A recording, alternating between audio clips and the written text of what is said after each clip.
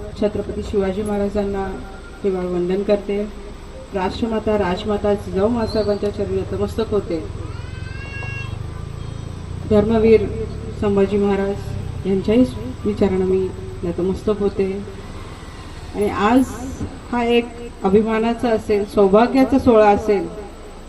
आज आपल्या गावामध्ये रायगडच्या पायथ्याशी जो गांगोळी गावामध्ये साजरा करण्यात आलेला आहे, 4थं वर्ष आहे।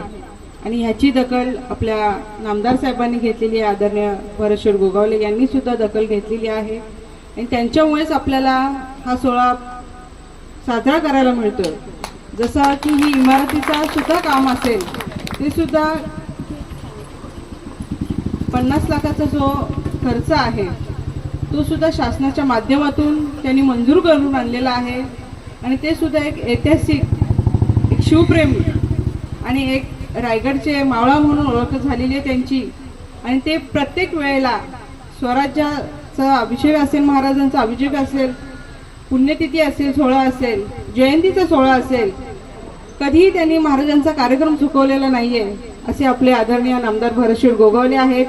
आणि त्यांचा सहवास आणि आज आपल्या ह्या मावळ्यांचा सहवास, त्यांचे वंशज, त्यांचा सत्कार करण्यासाठी आम्ही भाग्य समजतो की आम्हाला त्यांचं सौभाग्य आहे, लाभलेलं आहे की त्यांचा सत्कार आमच्या हस्ते, कारण आज आमचे वडील नामदार आहेत, त्यांची प्रतिनिधी, त्यांची कन्या म्हणून आज आम्ही इथे उपस्थित आहोत।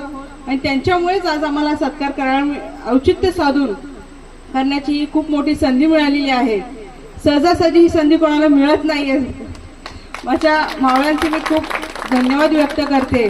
आणि आज आपल्या मंदिरावरचा कळस असेल, आपल्या दारासमोरची तुळस असेल आणि माझ्या माता भगिनींच्या कपाळावरचं कुंकू असेल, ते सुद्धा केवळ बघायला मिळतंय तर ते केवळ फक्त आपल्या महाराजांमुळे आणि मावळ्यांमुळे। त्यावेळी त्यांनी जो केलेला पराक्रम असेल, प्रत्येक वेळी त्यांनी केलेली ती त्या वेळेला, गडाच्या वेळेला असेल, आपल्या शत्रूसोबतचे सैन्यासोबत तलवारवरती वार करण्यासाठी ज्या वेळेला त्यांनी त्या वेळेला तिथे रक्त सांडवलेलं आहे। आणि त्याचंच फळ आज आपण प्रत्येक, माझी माता भगिनी असेल, माझी कोणी माय भगिनी असेल, आपले पुरुष असतील, ते एक आनंदाचा आणि अभिमानाचा असेल तो आज दिवस साजरा करतोय। ते केवळ फक्त आपल्या महाराजांमुळे। त्या गोष्टीची जाणीव ठेवून ज्या वेळेला प्रत्येक वर्षी मला वाटतं अजित तू सांगावास आम्हाला, आणि आम्ही नक्की इथे हजेरी लावू असं मी तुम्हाला शब्द देते। आमचे वडील पण येतीलच, पण आम्ही पण स्वतः येऊ